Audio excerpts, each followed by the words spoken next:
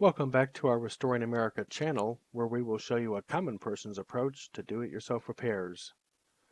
We are back working on our 2003 Ford F250 XLT 7.3-liter Super Crew cab. As the title of the video shows, this is a fuel tank removal. The first thing I am looking at are the filler neck hose and the smaller return line. As you can see, I have already loosened the hose clamps and will move these out of the way. The truck's raised and is sitting on jack stands and the battery is disconnected. I have also removed the fuel tank skid plate that I made a video of, but not all trucks come equipped with that.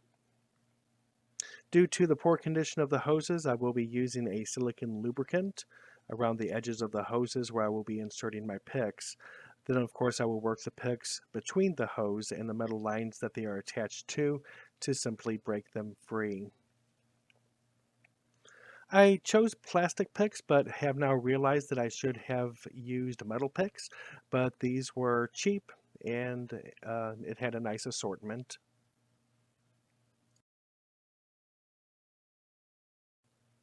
I haven't quite figured out how to hold my light, GoPro, and tools at the same time while laying on the driveway as I work, but I will. I wanted to quickly show you what happened to my plastic picks.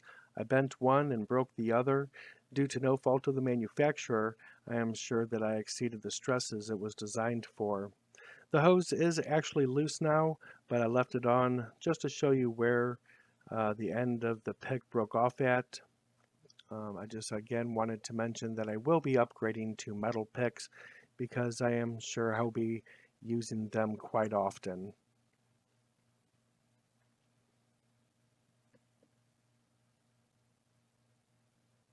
Yep, on the top, there's the end of it. But it worked. The smaller return line came off easily. I simply twisted it back and forth like a motorcycle hand grip throttle and it came loose.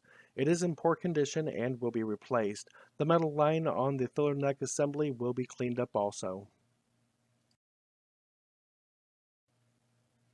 There are 4 bolts that hold the 2 fuel tank straps to the frame and the bed.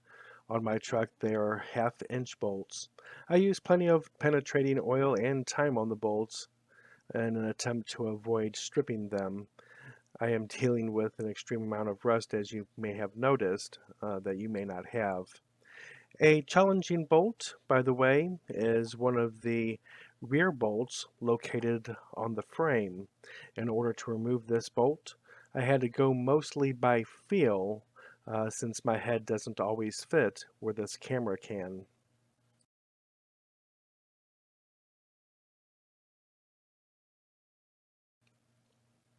My next bolt for the rear strap is toward the drive shaft, or in other words the center of the truck, and attached to the bed. After that, I will go to the front strap and take out the bolt towards the center of the truck, nearest the drive shaft, followed by the other front strap bolt located on the frame.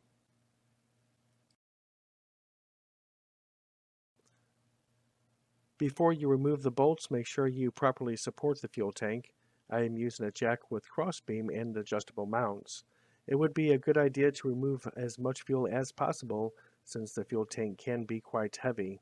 Remember, we will not be able to lower the fuel tank since there are high pressure fuel lines and electrical connection to the sending unit, and depending on your tank, other vapor recapture lines.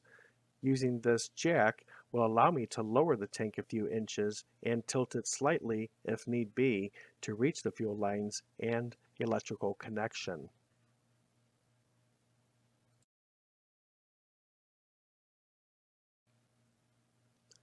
And now that the fuel tank is supported, I am simply backing out each bolt attached to the fuel tank straps.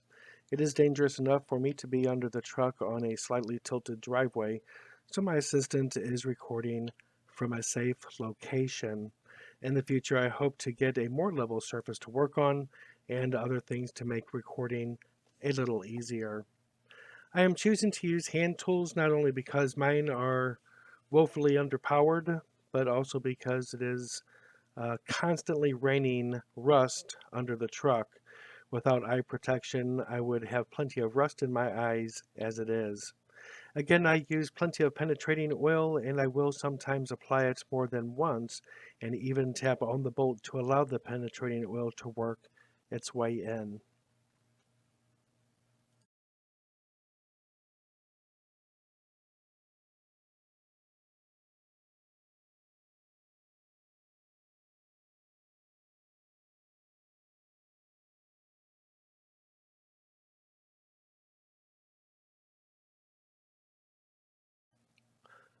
Now that the straps are off, I have an opportunity to show you the amount of rust I am dealing with.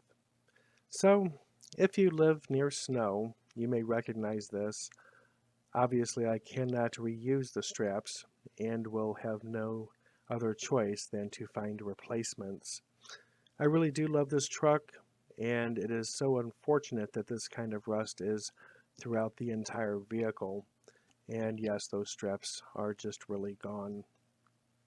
And now the fuel tank is supported by the jack, and I have a crate at the ready for additional support if needed.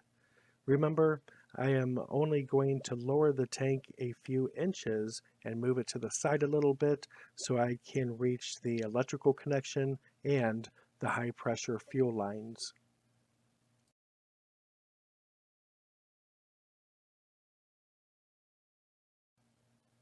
Now that the tank is lowered a few inches and moved to the side away from the frame, I can now see the electrical connection and the high pressure fuel lines that are near them.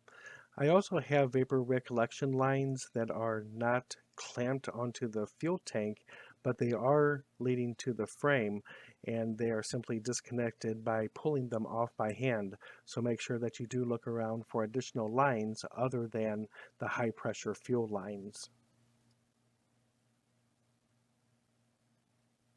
The electrical connection that leads to the sending unit has a small tab that can be depressed with your finger or, in my case, a screwdriver. You will need to push down the tab and pull apart the connection at the same time.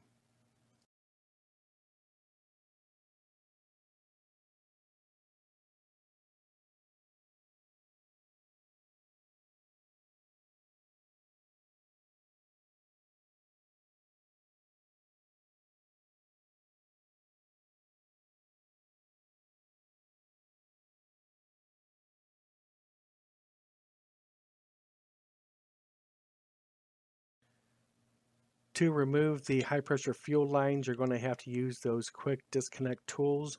And in this set, you're going to use one of the smaller ones towards the bottom. And it's a very interesting type of connection.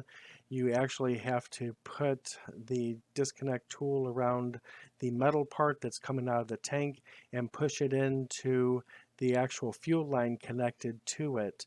And that's kind of tricky. Sometimes you have to push that fuel line in just a little bit in order to make that tool work. So again, here's another view of the fuel lines, the high pressure fuel lines. And again, your quick connect tool is going to have to go around that metal line coming off the tank, and you're going to push it into the small end. Remember, you're going to push that into that fuel line and it will disconnect. It takes a little bit of finesse, I guess. Hello there. But of course, it really is just something you will just have to get used to when you're messing with these disconnect lines, these high pressure fuel lines and this type of connection.